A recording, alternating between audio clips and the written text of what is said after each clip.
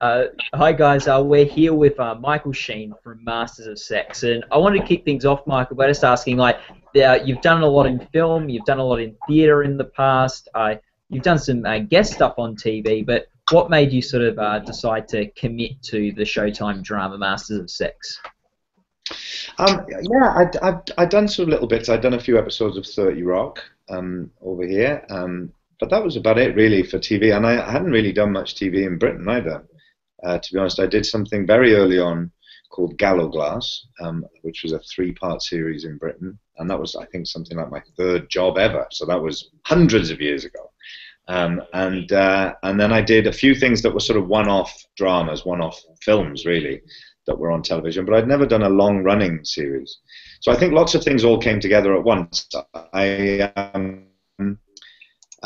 been doing a lot of work in the theatre the year before last, back in the UK, and I'd spent a lot of time away from Los Angeles, where my daughter lives and where I live, to be with her. So I was sort of ready to do something that would keep me in Los Angeles for longer, for a start. So that was already something that was on my mind. And then this script came along, this pilot episode script for Masters of Sex, and it wasn't something that I'd been really, I guess, consciously looking for to do a TV series. Although I'd started, watching a lot more American television series, which I'd never really had the chance to do. But I suppose with like box sets and on demand and all that kind of stuff, where you can suddenly devour whole seasons at a time, whenever you want to do it, then I suppose I'd sort of started to get a bit more of a sense of what was possible in that kind of long form storytelling option. And so I was excited about the prospect of that, although, like I said, I hadn't really been consciously thinking about it. But then this script came along, and I read it, and I really enjoyed it. It was sort of strange to think about having to base a decision whether you're going to do something that could, take up many years, potentially, if you like, but based on this one short script. And that was something that was a bit of a strange concept for me. But I felt like it was very intelligently written about a very fascinating subject, and something that I thought, people would obviously be interested in. But I thought it was a very smart take on it. And because it's about real people as well, then I had the chance, obviously, to read a bit about them and have a sense of what the story was. So unlike, I suppose, a lot of other TV shows where you don't really know what's going to happen, you've got no kind of blueprint for where it's going, this, we had at least a sort of an innate structure because it's based on their actual lives. So I did a bit of research. So I knew kind of potentially where we might sort of head with it. So I thought, well, there's a lot of potential here. There's a lot of rich possibility, and there's obviously the chance for drama, for comedy, for something slightly strange, a whole combination of things. So I liked the story, I liked the character, I liked the possibilities of where it could go.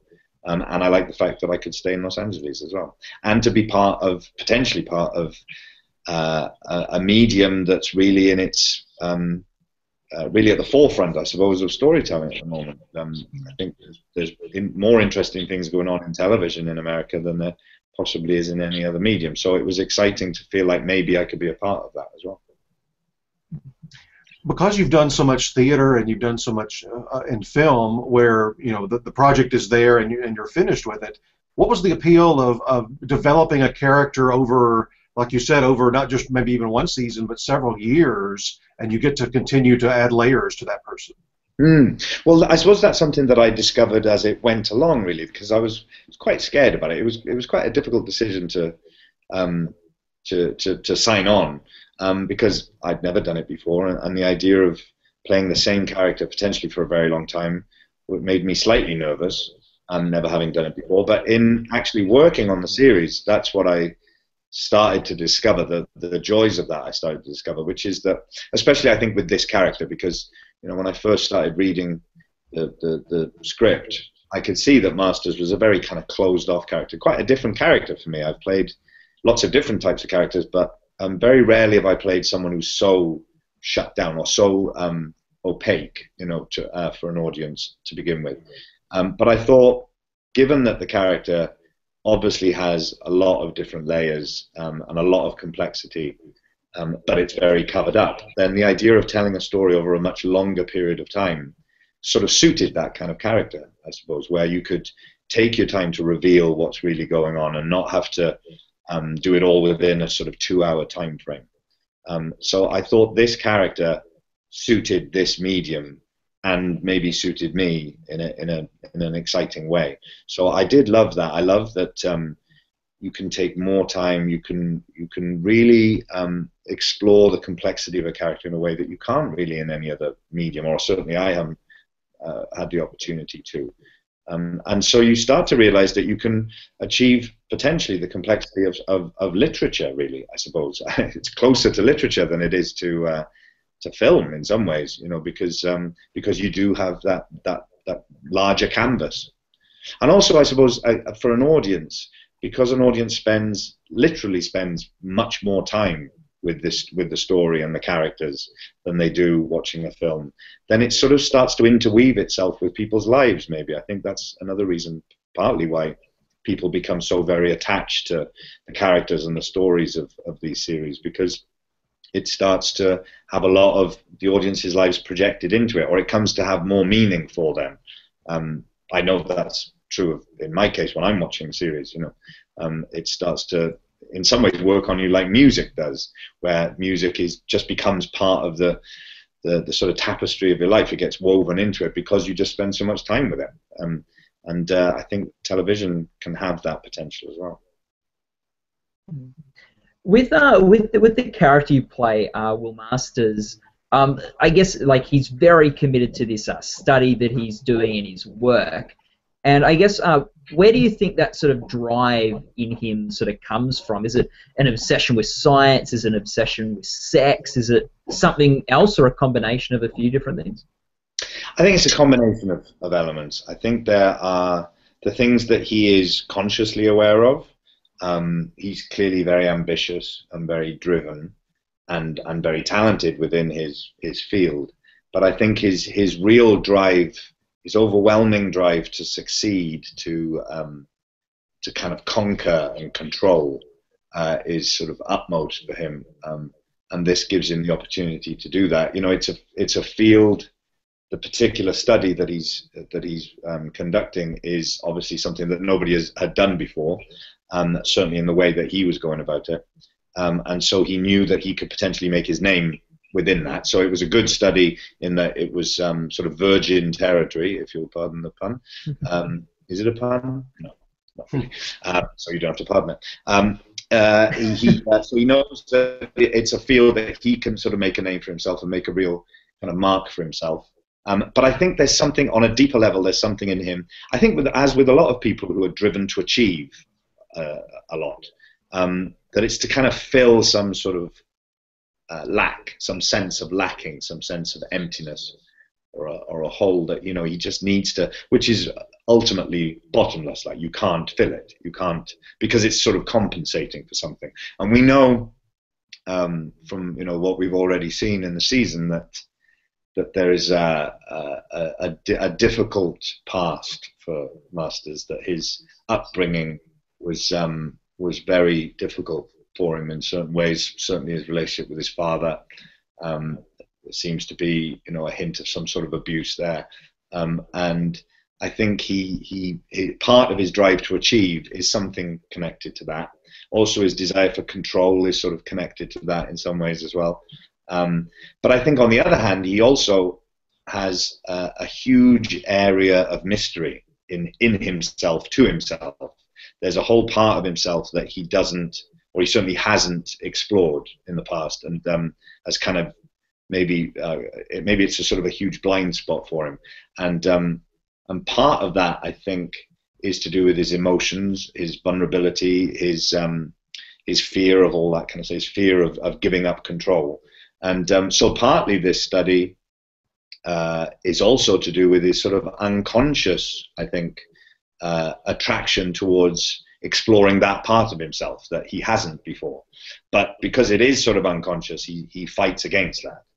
So it makes for an interesting struggle, I think, within him, that the thing that he's attracted to, this study, answers certain conscious needs for him, but also answers certain unconscious needs for him as well. And he really has problems with that. He's fine with the conscious needs that it answers, the kind of ambition and the achievement, but he's not really fine with the unconscious needs that it answers, which is kind of challenges with vulnerability and intimacy and his emotional self. So and Virginia, the character of Virginia, obviously kind of comes into that as well, in that he has the same kind of conflict with her as he has with the study itself, or at least what the study is about. And watching our forums these past few weeks, our members of our website get on there and discuss all the shows they're watching, and I would totally agree with them on something I'm about to ask you about. Every week you've got a different kind of obviously a storyline, a different plot, and episode 5, which was called Catherine, I think has been your best showcase so far this season for you as an actor and for Dr. Masters. What did you think about that particular script and that particular episode?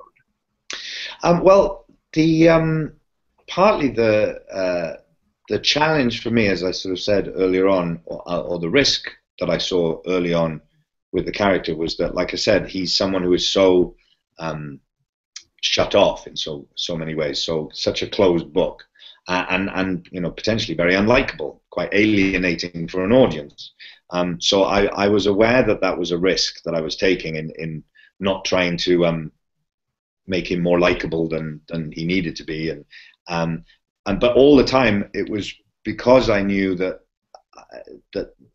there was an opportunity to reveal certain things about him quite slowly as the episodes went on, and I knew that in talking with Michelle, our show creator and runner, and the other writers, I knew that I wanted to really explore how difficult this man finds it to show anything, to show his emotions, to reveal any kind of vulnerability. And so we talked about the idea that that partly the journey between Bill and Virginia was one whereby Bill allows himself to be kind of more known by her than he is by anyone else. And so that episode 5, was where a lot of things came together, really, I suppose, where we started to piece together some of the clues about his background and why he's so shut off, why he's so controlling, and why he doesn't want to reveal too much of himself. And yet the circumstances, obviously, that come to a head in that episode with Libby losing the baby and him having to deliver his own dead child, and that tapping into his own sense of guilt and his own sense of that there's something wrong with him, which I think, you know, can often be a big challenge for people who've gone through some form of abuse when they were younger. That there's something inherently kind of poisonous or wrong with him, his sense that he infects things, that when things go wrong, that it's because of him. And these are all very, you know, hidden elements for him, things that he's very frightened of and that he doesn't really tell people. But in this episode, we start to see some of that coming out. And that, again, there's something about this character of Virginia that kind of like a siren call almost to him, kind of calls to something quite deep and buried inside him. And how much he answers that call or not, or fights it and resists it, is what makes him, I think, interesting, for me anyway, as a character. And in that episode, we saw the kind of ultimate conflict within him, and that's always going to be, I think, compelling for an audience, hopefully, and certainly, you know, an interesting and exciting challenge for an actor. So that episode allowed for a lot of that to come out, and hopefully to make the risk from the earlier episodes kind of pay off. You know, that I've always felt like the power of story is accumulative, that you can look at individual moments in stories and enjoy them for the individual moments, but actually the power of story is that you make certain choices along the way in order to reach a certain point, and for the power of that moment to be much more powerful than if you'd made different choices along the way and maybe made more of certain other moments. You know, so I think it's always more satisfying for an audience, I think, to allow that accumulative power to happen. And that was certainly, you know, I think all stories have, certainly drama series have sort of cycles within them. Apart from the main arc, there's sort of arcs within them, and that was certainly the kind of climax of a certain cycle for the character of Bill. It's interesting you talk about I what suppose Virginia brings out. Oh, sorry. I was just going to say that we've talked about the idea that, again, knowing certain things about the man in real life and where he kind of ended up at the end of his life and who he became and what people said about him at the end of his life, I can see that the overall journey for this character is one of shedding certain skins and revealing different layers as time goes on, and there is a huge transformation for this man throughout his whole life. And so I suppose those cycles, that episode 5 cycle that sort of came to an end, was the shedding of the first skin, I suppose. And if we do get the opportunity to go through the entire story, then I suppose the one way of looking at it is that it will be a series of shed skins. It's interesting you talk about Virginia and what she brings out in Will, and it's almost like when you're watching the show when he's with his wife, he's almost like a different person than when he's with Virginia and when he's at work. And it's almost like in some ways he sort of tries to separate his private life and his work life, but you sort of see with his wife coming to the hospital at times, and also his relationship with Virginia becoming more intimate, that they sort of, he can't separate them as much as he'd like to. How is it to sort of strike that balance? Exactly. That's a very that's a really good point. That he's someone who, I think, like a lot of people, who feels safe by compartmentalizing his life. That certainly for people who have a desire to control, presumably because there's something about not having control that's very frightening for whatever reason, then the desire to keep control of your environment and yourself and your relationships becomes very important.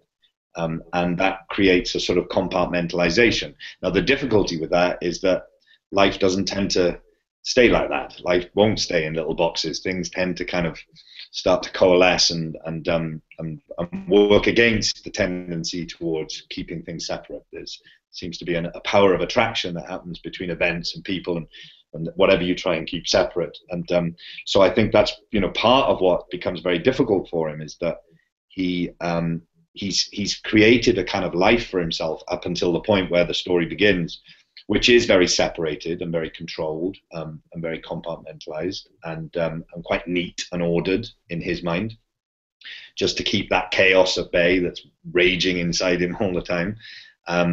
And that very ordered setup, as the story begins, as all great stories begin, I suppose, we see that that's the setup, and then something comes into that world that upsets the balance, and then all kinds of, tectonic plates start shifting within his life and within his world, and suddenly these things that he's kept separate won't stay separate. Suddenly his married life and his career and his emotional life, and then his mother comes in as well, and that's like a nightmare, and so his childhood now is being brought up in front of other people. So that terrible feeling that I'm sure most people can relate to, where you've sort of kept certain things, that like when you bring certain friends together who you never go out with all in one go. You've got those friends when you do this and those friends, and suddenly when they come together, it's a hideous nightmare and very frightening. Because I suppose it's about integrating certain parts of yourself, that the people that you have relationships with that you've kept separate represent a certain part of yourself, and you have to keep them separate. There's some threat, I suppose, that the person feels about those parts of yourself becoming together. But I think there's a self-regulating mechanism within the human psyche that is constantly trying to integrate everything, constantly trying to bring things together. But our conscious minds are trying to keep everything apart. And so that creates a very interesting, dramatic conflict, I suppose. And this man, I think, is one of the most extreme versions of that. So yeah, the idea of compartmentalization and the stress that is created by him trying to keep things separate that in themselves are trying to come together all the time makes for a kind of interesting viewing, but horrendous subjective experience for that person. But hopefully it makes for good drama and an interesting character. Michael, we think of you as kind of an actor's actor. You're in lots of different projects, and you know, you're always a highlight in most any film that we see. And I have a question for you about acting. According to my research, you became a member of the Motion Picture Academy back in 2007. So you've been voting on the Oscars the past few years. I've asked this question to quite a few different actors that are in the Academy. When you're voting, when you're nominating, or you're voting on your final ballot, you don't have to give specific names by any means, but what do you look for as an actor? What kind of things get your attention to make you want to vote for them? That's a brilliant question. I'm really glad you asked that, because it's something that I've thought about for quite a while. Because I feel like there's a temptation, or I've noticed that the way a lot of people talk about acting, or certainly when it comes to awards, that there's a temptation to think to be able to. It's difficult to separate what is good acting from what is good writing or good directing or good storytelling.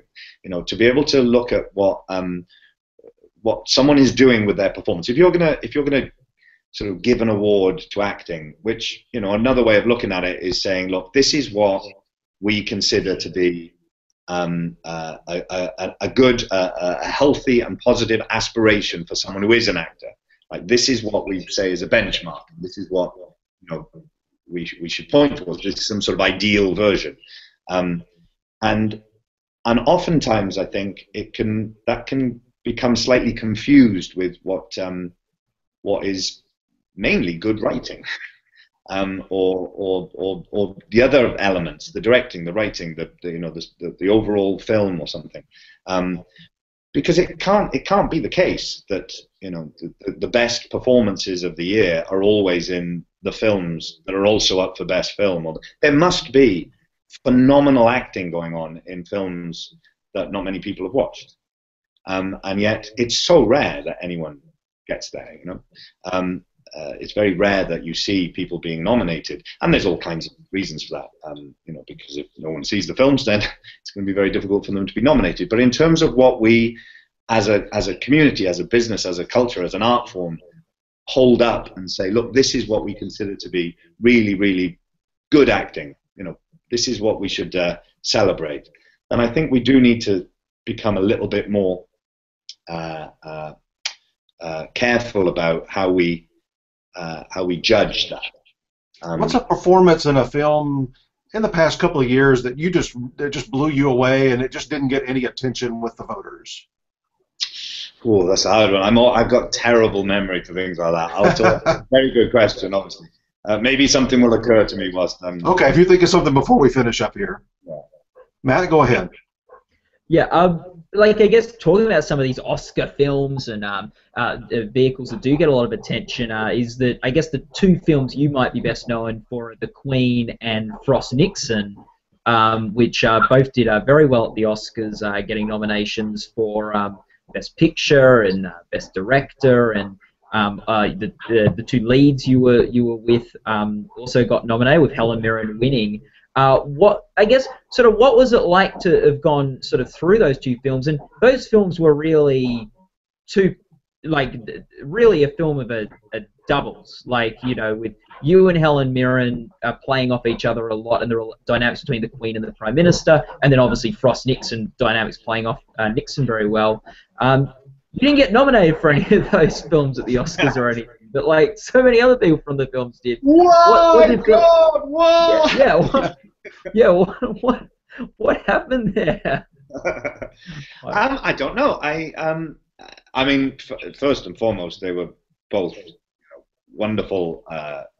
It was an honor to be in both of those films. They were amazing films to be a part of, and the whole team of people who were working on them were just the best people to work with. You know, both in front of the camera and behind the camera. I was lucky enough to do a whole series of projects with all written by Peter Morgan. He wrote The Queen, he wrote Frost Nixon, he recently wrote Rush, the film that's been out, which I wasn't in, but you know, I did a lot of projects with Peter. Another film called The Damned United as well, which was directed by Tom Hooper. So I was very fortunate to be in them at all. But yeah, it was quite peculiar to be a part of films that were getting such amazing kind of recognition from the different awards, and to be the only person involved with them who didn't seem to be nominated for anything. But that, and that's kind of a bit tough on the old ego. No matter how much you try to, kind of go, well, it doesn't matter and all that kind of stuff. It's just great to be in it. Inevitably, that's quite hard. You go, well, what did I do wrong then, or whatever. But then, having thought about it and kind of gone through all that, I do feel like maybe there's something about what I do that, I mean, I noticed that a lot of people, in terms of the Blair thing, playing Blair, that people seem to think that I wasn't really acting, that I was, that's just what I'm like. And I think I remember some people saying, oh, they managed to get a sort of Tony Blair lookalike person, someone who does a Tony Blair impersonator to play the character. And I suppose part of what I try to do, I remember hearing someone, I can't remember who it was really, but when I was younger, I remember hearing someone say that, one of the big challenges of acting is to not make it look like you're acting. That you have to kind of cover up all the clocks and whistles, and there has to be a lot of work put into it. Like I try to put as much work into it as I possibly can, but then try not to make it look too much like you're acting, like it's just you being. And maybe, I don't know, maybe because I do tend to play a lot of different types of characters, and I try to disappear into the role as much as possible, and not try to stand out too much in terms of it's me playing the part. I just try to disappear into it. I know this is all the stuff that I've told myself in order to justify. You're right. The showier performances are the ones that win the awards, and that's often the ones that are screaming from the rafters, or they're crying uncontrollably, or whatever. And that's not to say, that's not for me to say that I'm not putting down anyone's performances that do win awards, and I have won, I have been nominated for certain things, but I do think, especially in those films, those two particular films, actually, The Queen and Frost Nixon, that the part I was playing in both of those films, even though they're very much characters, they're character roles, they were also the kind of audience representative in a way, and that they're the one who sort of, their journey is the journey that allows the audience in ultimately to experience the other character, the kind of Minotaur in the maze, the kind of monster, if you like. There's the kind of hero character who goes on the journey, but the one that everyone wants to watch is the monster. And the monster in The Queen is the Queen, and the monster in Frost Nixon is Nixon, and the kind of hero character is Blair in The Queen and Frost in Frost Nixon. So you're taking the audience on the journey, and I think that if you do that right, then hopefully it adds to the film and doesn't necessarily reflect back on you, because that was my role in those films. I was serving the story, I was serving the whole thing. And what was lovely about them was that I was able to do that. It's very rare that you get to play that kind of character, but also play very much a character. It's usually much more the sort of straight man role, and that because you don't want that sort of character to stand out or to get too much attention, really, because they're serving the story. And what was lovely for me was that I got to play in both cases very much a character. I mean, they're not like me at all. And so it was lovely to be able to play a full-on character and do all the work that you would for a character role, but at the same time then try and do it in such a way where you sort of covered all that up and sort of played the straight man, even though I was in no way playing like a straight version of myself. So that I enjoy that challenge. I like that. One final question related to Masters. With the Golden Globe nominations coming up soon, SAG Award nominations coming up soon, Emmys over next summer, you're one of the producers on Masters, so beyond your own performance, if it gets into like drama series, or if it gets in like SAG Ensemble, what would that mean for you, being one of the producers, one of the people that kind of guides the show to get that kind of recognition? Well, it would be amazing. I mean, I think having watched the first season, the thing that I'm most struck by is the strength of the ensemble, really. Even though the series is sort of ostensibly about these two characters, the actual power of it, I think, is the strength in depth, in terms of every single character you watch is just wonderful. They're very believable. They're very real. They're very moving at times. They're funny. There's not one character I haven't been touched by and moved by as I'm watching it. And I think that the strength of the ensemble is amazing. And it would be wonderful if that was sort of recognized at some point. But yes, as a producer on the show and trying always to constantly think about the bigger picture of it, I think the work that the writing team did have been amazing on this first season, and it's been a real pleasure and a real honor to not only be a part of it, but then to watch it as well, because it's quite hard I found, to watch the stuff that I've been in an objective way. But partly I've realized how strong the whole ensemble is because I am able to kind of forget it and become an audience member when I'm watching it, really. And I think that's a real testament to both the writing and the production team and the ensemble itself. So that would be amazing to get. That would, personally for me, that would be more meaningful than any sort of individual recognition.